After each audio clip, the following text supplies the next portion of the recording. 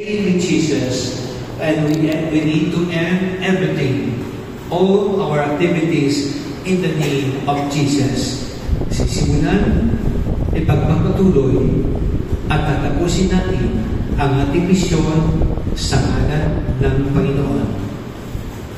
The obligation to be a witness is not limited to those who have the office or special gift of evangelism. Hindi lamang yung mga leaders na naroon sa taas ang may kampani na maging saksi, dahil ang bawat isa sa akin ay tinatawagan. Those whom God has called to be evangelists are to use the gift and calling to equip the saints so that they too can be better witnesses. Hindi ito ang witnessing sa ating buhay, bagkus dapat maisama natin, maisalin natin ang iba pang mga taong nakakasalamuhan natin upang sila rin ay maging saksi. The church is commissioned to send people to proclaim the gospel and make disciples of others. Okay, tama, meron tayong gampanin. As we receive the sacrament of baptism, as we receive the sacrament of confirmation, these are the two sacraments na nagbibigay sa atin ng misyon ng gampanin na ipahayag ang mabuting balita. At tandaan natin, sa pamamagitan ng dalawang sakramento na ito, na hindi bahagi tayo kay Kristo bilang pari, propeta, at lingkod-hari. Napakahalaga kung sa ating buhay misyon ay malinaw nating nagagampanan ang tatlong gampanin na ito. Ang pagiging pari, tayo ba ay nagiging tagapamagitan sa loob ng ating tahanan? Ang mag-asawa sa kanyang mga anak, ang mga anak sa kanyang mga magulang, sa ating mga BEC community, sa ating maliit na pamainan, sa ating mga maliit na buklod, naroon ba ang pagiging tagapamagitan sa loob ng ating samahan, pagsipahan, sa iba't ibang komisyon sa ating parokya? Nagkaroon ba ng pagsikap na ang mga leader lingkod ay maging tagapamagitan o maangamang miyembro ay maaaring maging tagapamagitan upang magkaroon ng pagkakaisa ang kailang grupo at samahan? Ngunit isa ka lamang ito, dahil hindi lamang tayo maging tagapamagitan, hindi lang pari, tayo ay mga propeta. Ang pagiging propeta ay nangangahulugan na kaya natin ipahayag hindi lamang ang maaang maganap sa darating na bukas. Ang pangunahing gampanin ng propeta ay kanyang maipahayag ang kalooban ng Diyos sa bawat yugto at kabanata ng ating buhay. Doon natin magagampanan ang sa ating tungkulin ng pagiging propeta. At ikatlo, ang pagiging hari. Ang larawan ng hari ay tagapaglingkod. Okay, yung tinatawag na diakonia, one who serves. Ang bawat leader lingkod ng parokya ay dapat handang maglingkod. Hindi dapat pinaglilingkuran. Siya dapat naglilingkod. Sa buhay ng mga banal, konkreto nilang naipakita ito. Ang pinakapaborito kong santa in our time is si Santa Teresa ng Calcutta, with the famous motto sa kanyang buhay, to serve the poorest of the poor.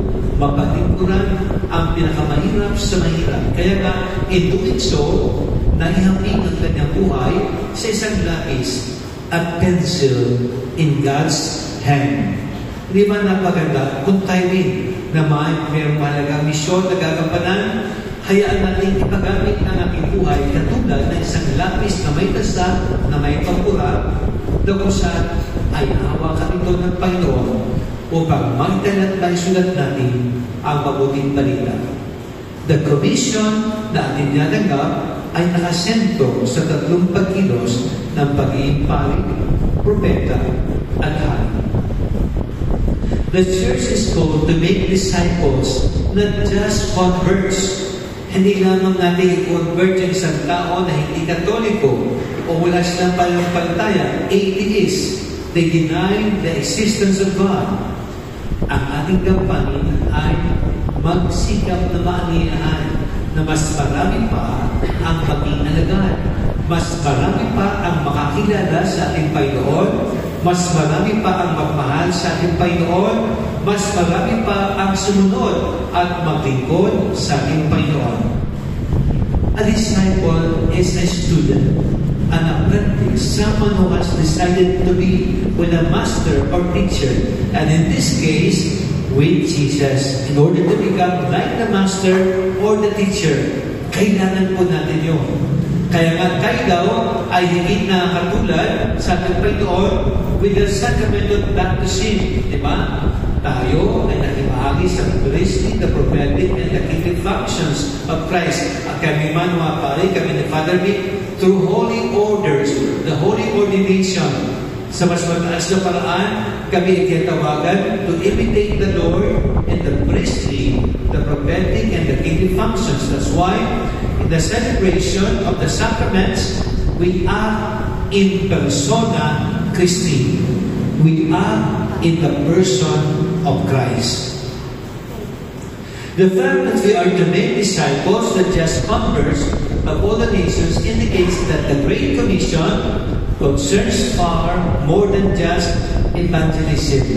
Higit pa sa pagpapahayag lamang ng mabuting balita. Yung commission na ito, sabi natin kanina, nahahati ito sa pagiging pari, propeta, at hari, lingkod hari, na kung saan ang bawat din sa atin ay nakikiisa. Christ's commission to make disciples includes teaching them to observe all that I commanded you. And the synthesis of this command, sabi natin kanina, is about love. Our love for God and our love for our fellow men. And this love entails our loyalty to the Lord, our obedience to His will, our veneration for God, our respect for others, and the everlasting love. Iyon ang napakahalagang pamantayan to observe all that I commanded you. And the synthesis is love. Those in church leadership need to be good teachers of and need to be personally model the gospel. Ito po ay napakahalaga. Tayo daw ay dapat maging mabuting guro at modelo ng Ebanghelyo. One time, sa isang parokya, nagtuturo isang pari tungkol doon sa Gospels, Matthew, Mark, Luke, and John. Pagkatapos siya may paliwanag, ang apat na Ebanghelyo ay sabi na doon sa mga tinuturoang bata, meron pa ba kayo ibang alam na Ebanghelyo?